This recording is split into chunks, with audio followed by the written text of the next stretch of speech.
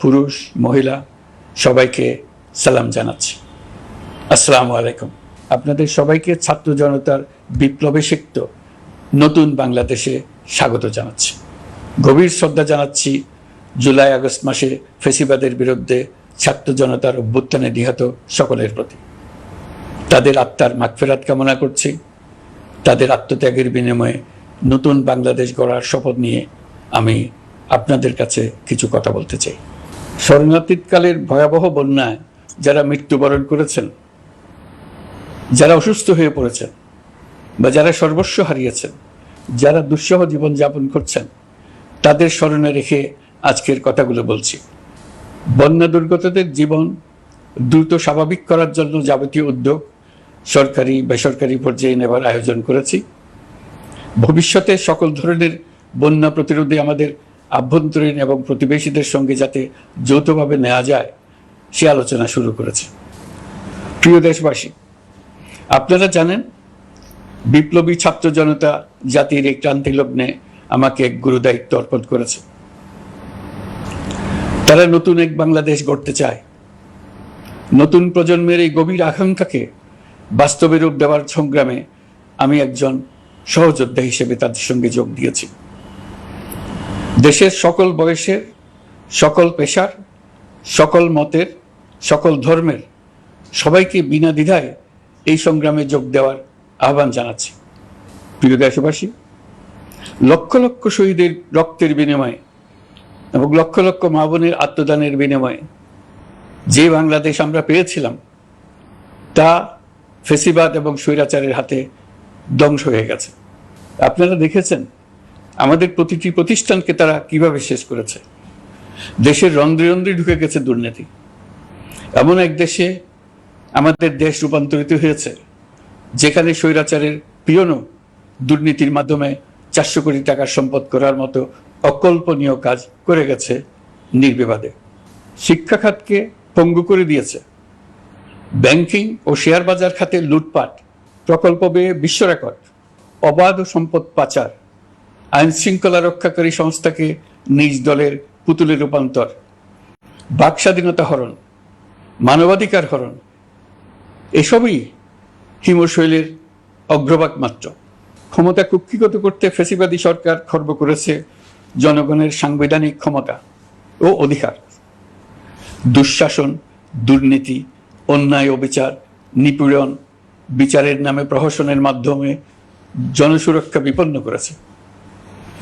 জনগণকে নির্যাতন, বঞ্চনা ও বৈষম্যের মুখোমুখি দাঁড় করিয়ে দিয়েছে। নতুন প্রজন্মের মানুষ সহ কোটি কোটি মানুষের ভোটাধিকারকে বছরের পর বছর হরণ করেছে। মানুষের এগিয়ে যাওয়ার পথে সকল ধরনের প্রতিবন্ধকতা তৈরি করে স্বৈরাচার তার নিজের, পরিবারের ও দলের কিছু মানুষের হাতে দেশের মালিকানা তুলে দিয়েছে। প্রিয় দেশবাসী, কিন্তু এই দ্বার প্রান্তে দাঁড়িয়েই আমাদের গড়তে হবে স্বপ্নের বাংলাদেশ। বৈষম্যহীন, শোষণহীন, কল্যাণময় এবং মুক্ত বাতাসের রাষ্ট্রের যে স্বপ্ন নিয়ে ছাত্র জনতা আন্দোলনে ঝাঁপিয়ে পড়েছিল, আমি তাদের সেই স্বপ্ন পূরণে অঙ্গীকারবদ্ধ। আপনাদের সবাইকে এই শুভলগ্নে তাদের স্বপ্ন পূরণে সমস্ত শক্তি নিয়ে এগিয়ে আসার আহ্বান জানাচ্ছি।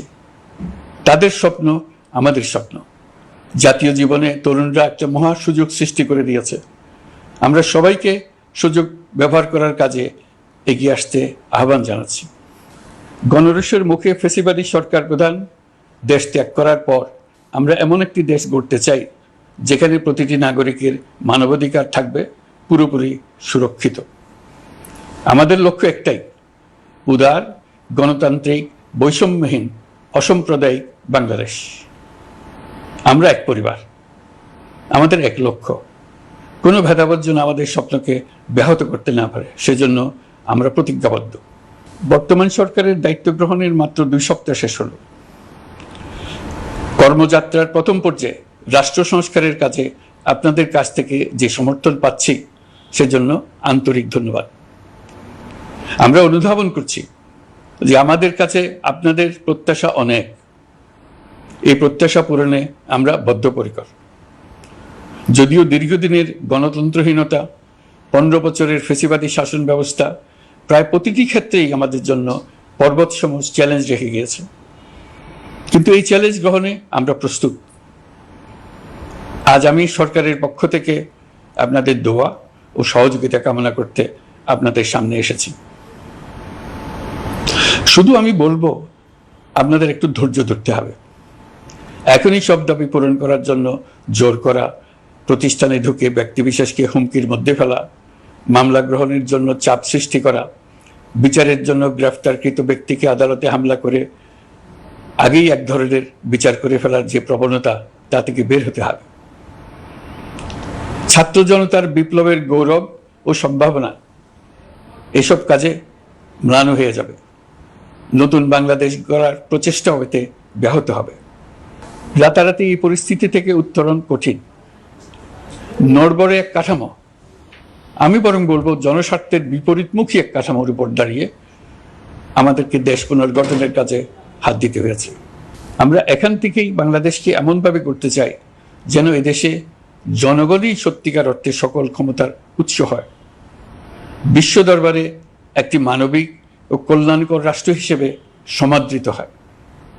তরুণ প্রজন্ম, শিক্ষার্থী ও জনতার আত্মত্যাগের প্রতি সম্মান জানাতে রাষ্ট্র সংস্কারের কাজে সফল আমাদের হতেই হবে, এর আর কোনো বিকল্প নেই। প্রিয় দেশবাসী, আপনারা ইতিমধ্যে জেনেছেন জুলাই আগস্ট মাসে গণ অভ্যুত্থানে বল প্রয়োগ ও হতাহতের যে দুঃসহ ঘটনা ঘটানো হয়েছে তার স্বচ্ছ তদন্ত করতে জাতিসংঘের মানবাধিকার কমিশনের প্রধানকে বাংলাদেশে এসে তাদের তদন্ত শুরু করতে আমরা আমন্ত্রণ জানিয়েছি। তদন্তের এই প্রক্রিয়া এই সপ্তাহে শুরু হবে। তাদের প্রথম দল ইতিমধ্যে এসে গেছে। আমরা ইতিমধ্যে ছাত্র জনতার বিপ্লবকে নস্যাৎ করতে যে শত শত মিথ্যা ও হয়রানিমূলক মামলা দায়ের করা হয়েছিল তার অধিকাংশ প্রত্যাহার করেছি এবং আটক ছাত্র জনতার মুক্তি লাভের ব্যবস্থা করেছে। পর্যায়ক্রমে মিথ্যা ও গায়েবী সকল মামলার ক্ষেত্রে অনুরূপ ব্যবস্থা গ্রহণ করে মানুষকে দুঃসহ ভোগান্তি থেকে মুক্ত করা হবে। ন্যায় বিচার নিশ্চিত করতে গণ অভ্যুত্থানের সকল শহীদ পরিবারকে পুনর্বাসন করবে। সকল আহত শিক্ষার্থী ও জনতার চিকিৎসার সম্পূর্ণ ব্যয় সরকার বহন করবে।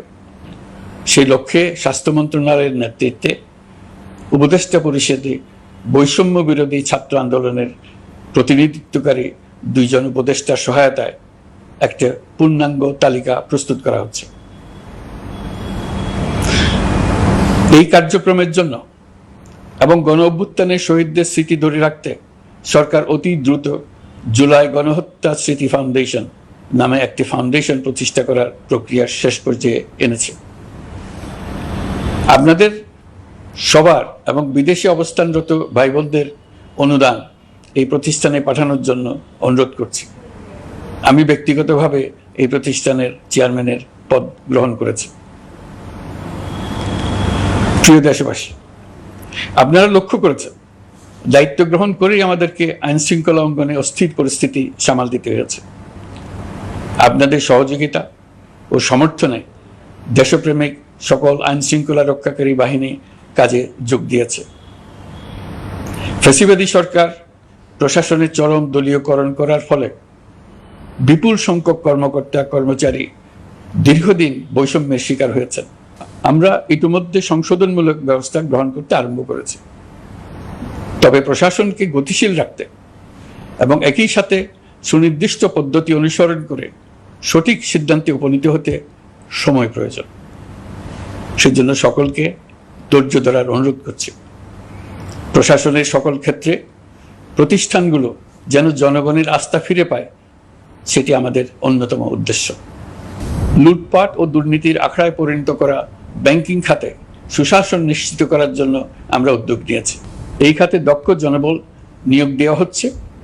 ব্যাংকিং খাতে শৃঙ্খলা স্থাপন, ব্যবসা বাণিজ্যে সহায়ক পরিবেশ তৈরি এবং জনগণের জীবনযাপন সহজ করতে নিত্য প্রয়োজনীয় দ্রব্যমূল্য ও মূল্যস্ফীতি নিয়ন্ত্রণে আনার আমরা উদ্যোগ সচল করেছি।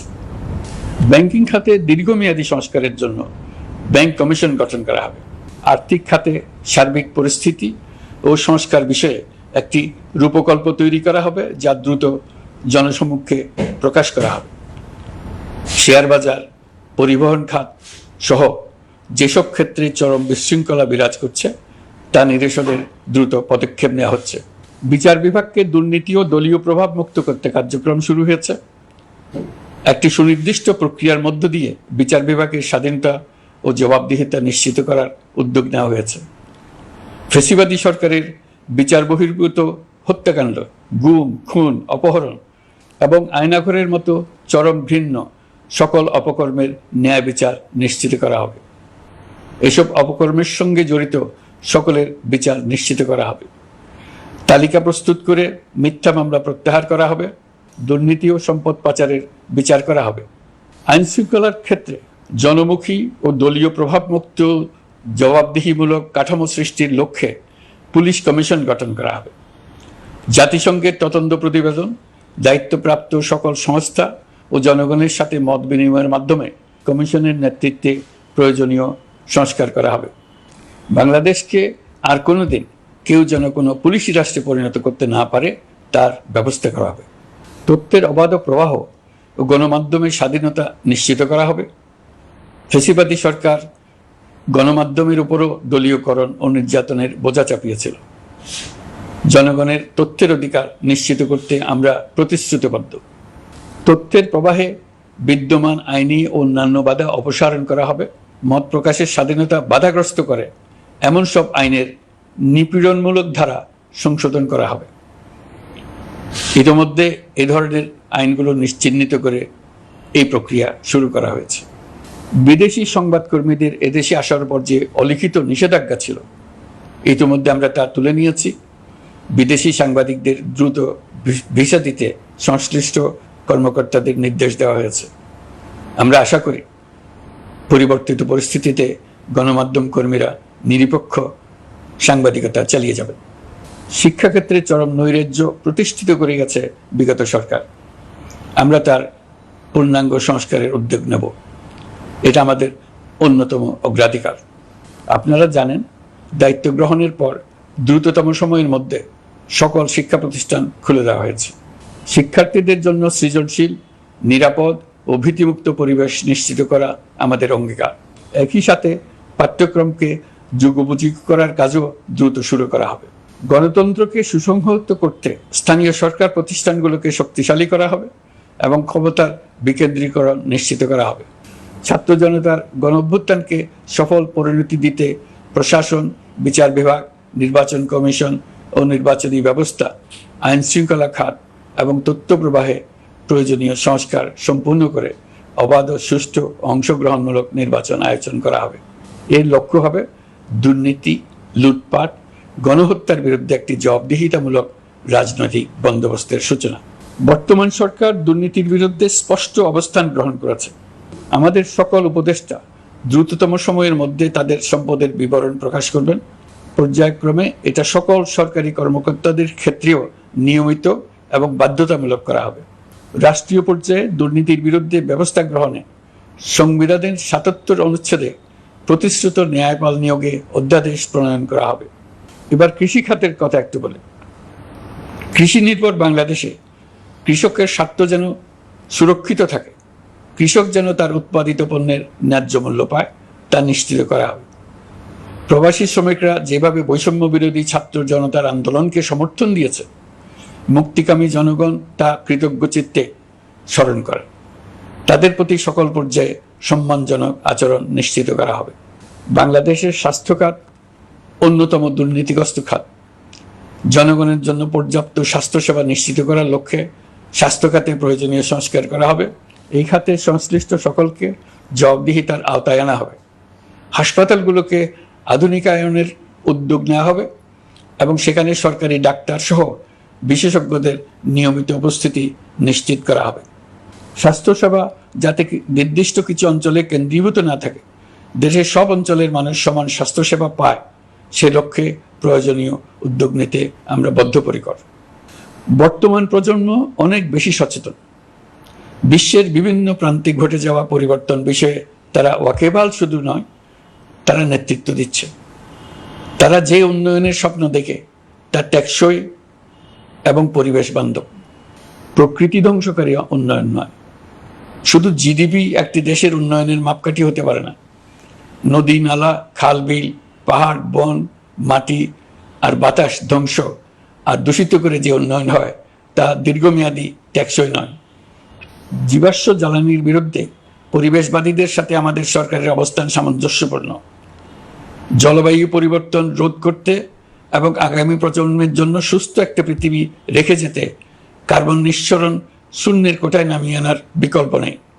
আমাদের সরকার পরিবেশ ও জলবায়ু রক্ষায় সর্বোচ্চ গুরুত্ব দেবে। এই কার্যক্রমে তরুণ সম্প্রদায়কে সম্পৃক্ত করা হবে। ইতোমধ্যে বিভিন্ন রাষ্ট্র ও জাতিসংঘ বর্তমান সরকারের কর্মসূচির প্রতি সমর্থন ব্যক্ত করেছে। আমরা সকল রাষ্ট্রের সাথে বন্ধুত্বপূর্ণ সম্পর্ক বজায় রাখব। আমাদের পররাষ্ট্রনীতির ভিত্তি হবে পারস্পরিক আস্থা, বিশ্বাস ও সহযোগিতা। আমরা মানবাধিকার আইন সহ সকল আন্তর্জাতিক আইনের প্রতি শ্রদ্ধাশীল। আমাদের পক্ষ থেকে গুম বিষয়ক আন্তর্জাতিক চুক্তির পক্ষরাষ্ট্র হওয়া সহ বিভিন্ন পদক্ষেপ নেওয়া হয়েছে। ইতিমধ্যে পক্ষভুক্ত এমন সকল আঞ্চলিক ও দ্বিপাক্ষিক চুক্তি ও সমঝোতা বাস্তবায়ন করে যাব। আমাদের সরকার রোহিঙ্গা সমস্যার বাস্তবসম্মত সমাধানের লক্ষ্যে আন্তর্জাতিক সম্প্রদায়ের সাথে কাজ করে যাবে। আমরা জাতীয় ঐক্যে বিশ্বাসী। প্রয়োজনীয় সংস্কারের লক্ষ্যে রাজনৈতিক ঐক্যের মধ্য দিয়ে নিশ্চিত করা হবে নারী, শিশু, প্রতিবন্ধী, ধর্মীয় সংখ্যালঘু, আদিবাসী সকলেই এদেশের নাগরিক এবং সমান আইনের সুরক্ষার অধিকারী। তাদের সকলের মানবিক অধিকার সহ অন্যান্য সকল অধিকার নিশ্চিত করার উদ্যোগ নেওয়া হবে। এই জন্য আমি উপদেষ্টা পদমর্যাদা সম্পন্ন একজন বিশেষ সহকারী নিয়োগ দিয়েছি, যার দায়িত্ব হবে জাতীয় সংহতি উন্নয়ন। বন্যা কবলিত এলাকার সকল মানুষের দুর্ভোগ লাঘবে সরকার সঠিক সহায়তা দেওয়ার জন্য সরকারের যত কার্যক্রম আছে তাদের সচল করেছে। ইতিমধ্যে উপদেষ্টাবৃন্দ বিভিন্ন এলাকার দায়িত্ব নিয়ে এলাকায় গেছেন। আমার কার্যালয়ে একটা নিয়ন্ত্রণ কক্ষ স্থাপন করা হয়েছে। বন্যা পরবর্তী কার্যক্রম নেওয়া হয়েছে। ভবিষ্যতে বন্যা নিয়ন্ত্রণের জন্য করণীয় কি স্থির করার জন্য পদক্ষেপ নেওয়া হচ্ছে। দেশপ্রেমিক সেনাবাহিনী, পুলিশ, বিজিবি, র্যাবকে গুম নির্যাতনের কাজে লাগিয়ে তাদের কলঙ্কিত করা হয়েছে।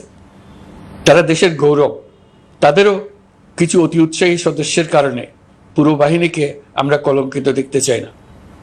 আমরা অপরাধীদের চিহ্নিত করতে চাই এবং তাদের শাস্তি দিতে চাই, যেন ভবিষ্যতে কারো হুকুমে দেশপ্রেমিক কোনো বাহিনীর, পুলিশের, র্যাবের কোনো সদস্য হত্যাকাণ্ড, গুম ও অত্যাচারে জড়িত হওয়ার সাহস না করে। তাদের কাছে হুকুম যত বড় কর্তৃপক্ষের কাছ থেকে আসুক না কেন, তারা তা উপেক্ষা করবে।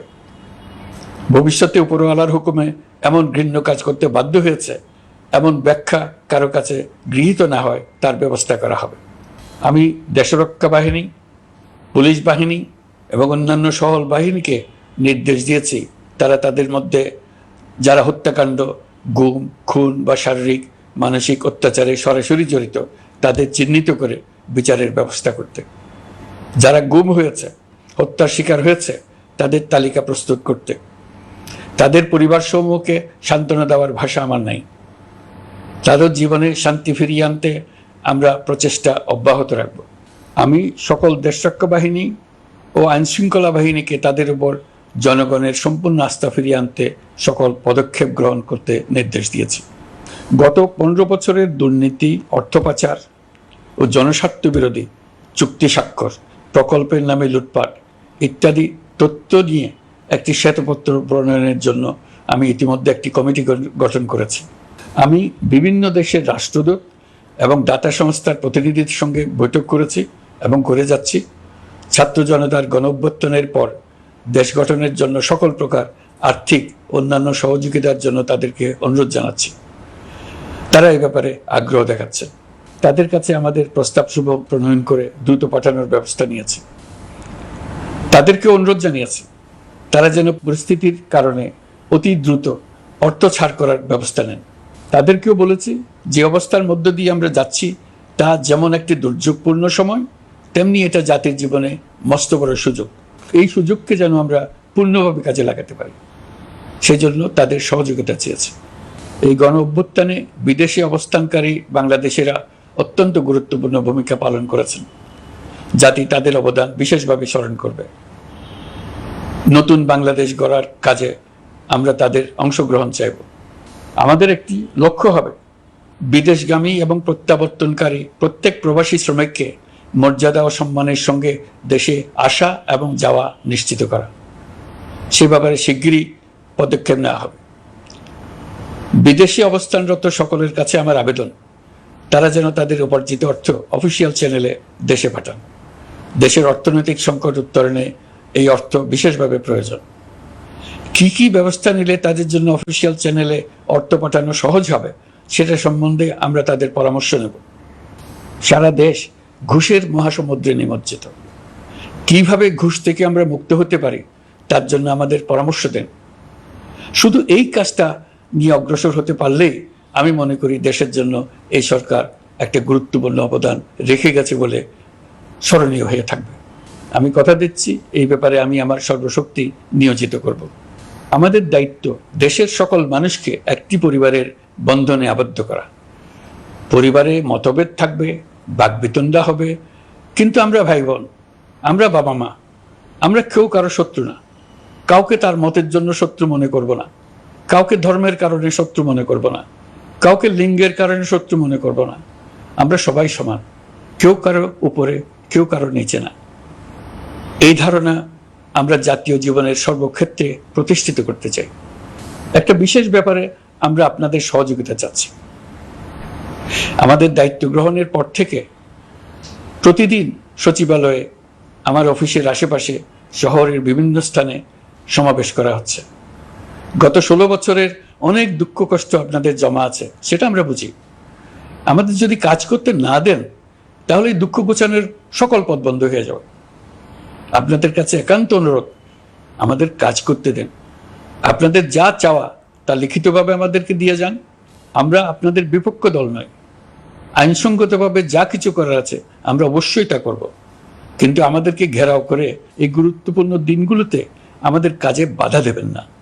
সবাই মিলে তাদের বোঝান, তারা যেন এই সময়ে তাদের অভিযোগের প্রতি দৃষ্টি আকর্ষণের জন্য আমাদের দৈনন্দিন গুরুত্বপূর্ণ কাজে বাধা না দেন। একটা বিষয়ে সবাই জানতে আগ্রহী, কখন আমাদের সরকার বিদায় নেবে। এটার জবাব আপনাদের হাতে। কখন আপনারা আমাদেরকে বিদায় দেবেন? আমরা কেউ দেশ শাসনের মানুষ নই। আমাদের নিজ নিজ পেশায় আমরা আনন্দ পাই। দেশের সংকটকালে ছাত্রদের আহ্বানে আমরা এই দায়িত্ব গ্রহণ করেছি। আমরা সমস্ত শক্তি দিয়ে দায়িত্ব পালন করব। আমাদের উপদেষ্টা মণ্ডলীও এই লক্ষ্যে উদ্বুদ্ধ হয়ে সবাই মিলে একটা টিম হিসেবে কাজ করে যাচ্ছি। কখন নির্বাচন হবে সেটা সম্পূর্ণ রাজনৈতিক সিদ্ধান্ত, আমাদের সিদ্ধান্ত নয়। দেশবাসীকে ঠিক করতে হবে আপনারা কখন আমাদেরকে ছেড়ে দেবেন। আমরা ছাত্রদের আহ্বানে এসেছি, তারা আমাদের প্রাথমিক নিয়োগকর্তা। দেশের আপামর জনসাধারণ আমাদের নিয়োগ সমর্থন করেছে। আমরা ক্রমাগতভাবে সবাইকে বিষয়টি স্মরণ করিয়ে যাব, যাতে হঠাৎ করে এই প্রশ্ন উত্থাপিত না হয় আমরা কখন যাব। তারা যখনই বলবে আমরা চলে যাব। আমরা সংস্কারের অংশ হিসেবে নির্বাচন কমিশনকেও সংস্কার করব। কমিশনকে যে কোনো সময় আদর্শ নির্বাচনের জন্য প্রস্তুত রাখব। আমরা বিভিন্ন সংস্কারের কাজ শুরু করেছি। দেশবাসীকে অনুরোধ করব একটা আলোচনা শুরু করতে। আমরা সর্বনিম্ন কি কি কাজ সম্পূর্ণ করে যাব, কি কি কাজ মোটামুটি করে গেলে হবে।